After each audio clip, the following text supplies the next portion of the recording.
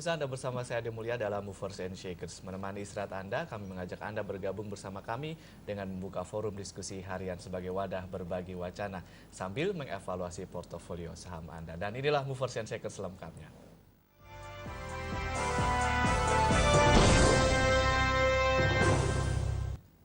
Pemirsa, IHSG dicatat turun sebesar 0,03% ke posisi 3.517,7 dan LQ45 turun sebesar 0,08% ke posisi 627,7. Jakarta Islamic Index atau JI juga turun sebesar 0,23% ke posisi 494,9.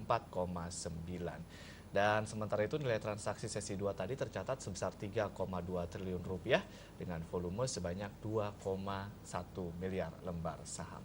Dan untuk menganalisis indeks shakers dan juga market movers serta isu seputar investasi pasar saham seharian ini, kami telah mengundang Bapak Irwan Ariston Napitupulu. Selamat malam. Selamat malam, Pak. Ini ulosnya bagus sekali nih. Wah, iya, terima kasih ini. Ini sedang mempromosikan ulos juga nih kayaknya nih. Iya, betul, supaya budaya kita lah yang lebih dikenal lagi ya. Ini inspirasi juga mungkin nanti ke depannya saya bisa pakai baju-baju tradisional nih. Boleh, silakan.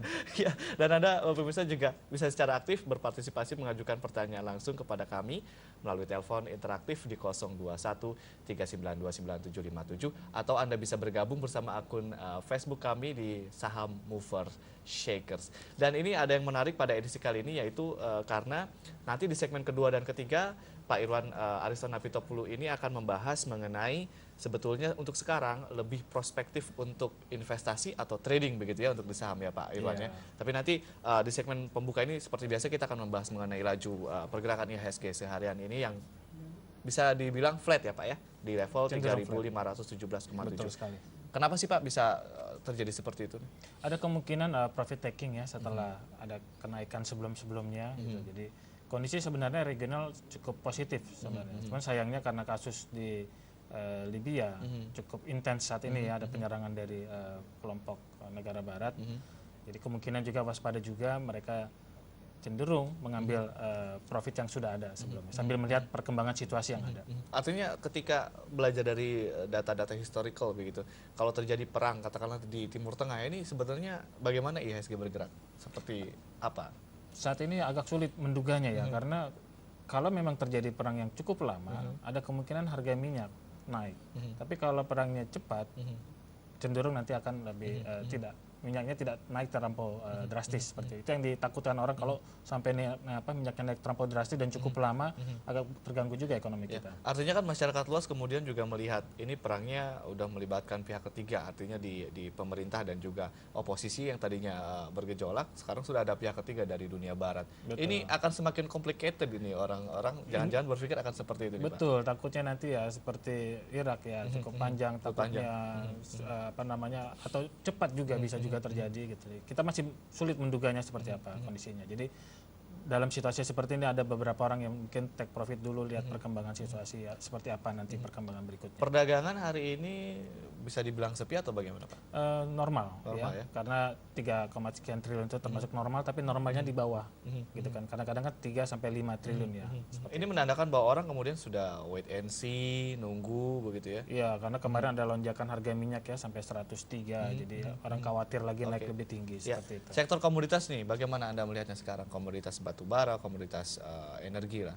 Ya, saya lihat tadi beberapa ada yang profit taking ya setelah kemarin ada kenaikan cukup lumayan seperti contohnya di India batu bara. Kemarin dia cukup naik cukup meyakinkan, tapi hari ini ada profit taking, itu hal yang wajar.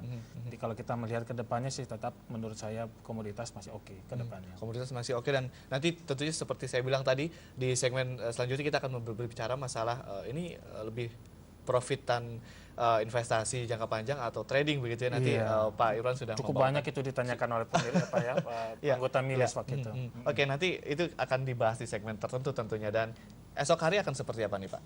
Kalau saya cenderung karena kemarin saya melihat hari ini dugaan saya tadinya antara 3.500 indeks ya 3.500 sampai 3.530 itu ada resistance seperti itu. Saya bicara di ada salah satu media ya media nasional dan kebetulan juga ternyata memang pas hari ini hanya 3530 bawahnya sekitar 3504 kalau tidak salah ya.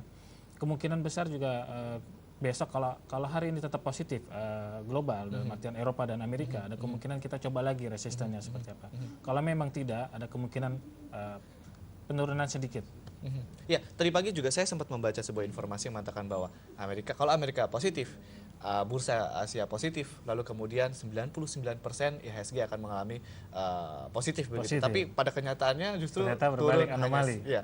Iya. Ini gimana tuh, Pak? Itulah susahnya karena kita tidak bisa memastikan sesuatu ya sebelum kejadiannya gitu. Nah, jadi kadang-kadang ada bergerak random, ada bergerak sesuatu yang di luar dugaan, dan inilah yang terjadi hari ini seperti itu. Kalau Anda melihat nih, untuk minggu ini nih, hari Selasa, hari kedua di pekan ini, bagaimana kemudian pergerakan IHSG sepekan ini?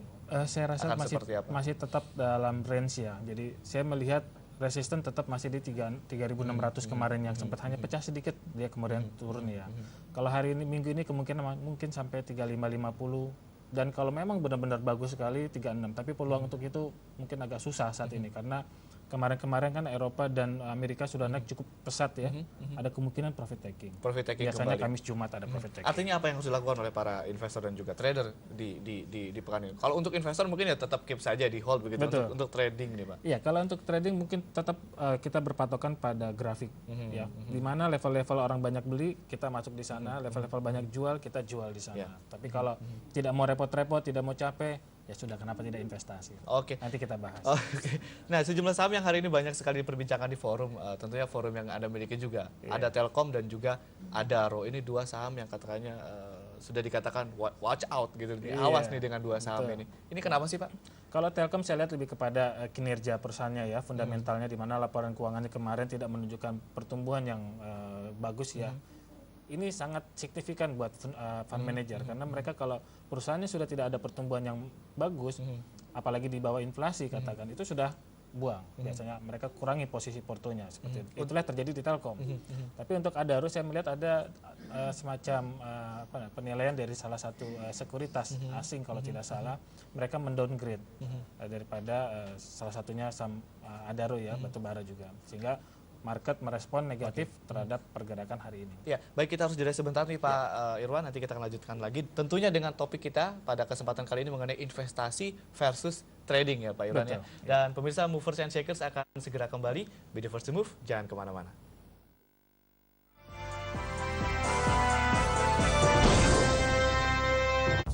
Anda menyaksikan di LinkedIn Direct, kita akan bahas beberapa saham termasuk analisis emiten. Membuka rahasia untuk sukses di bisnis dan pasar bursa.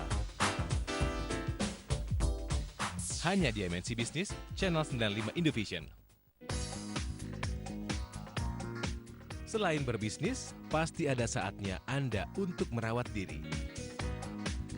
Being Beauty, Healthy Living, dan informasi self-indulgement lainnya akan memanjakan waktu luang Anda, dilengkapi tips dan referensi gaya hidup untuk menjadikan hidup Anda lebih berwarna.